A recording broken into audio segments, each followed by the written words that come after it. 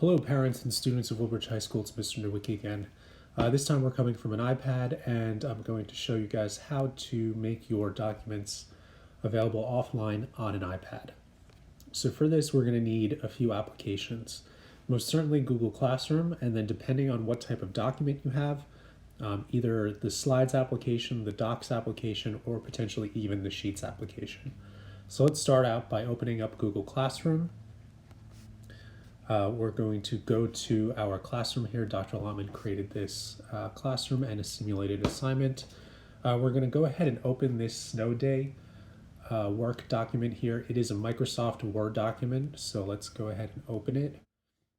What we need to do now is tap the square with the arrow icon in the top right-hand corner. This is going to open it up in Google Docs.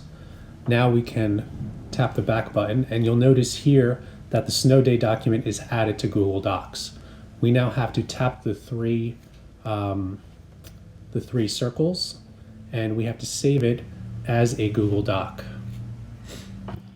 Okay, you'll notice that it is now opened or saved in your Google Docs or Drive as a Google Doc. So we're going to open that up and then we're going to tap on the three circles in the top right hand corner, and we're going to make sure that we have selected make available offline. You'll see that your file is now available offline, and just to double check, you see that it is checked off in blue.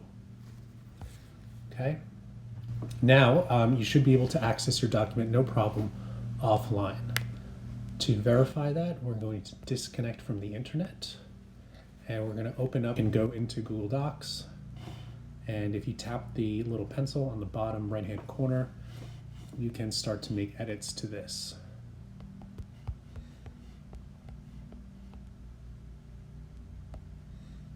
Okay. And Google Docs will save automatically.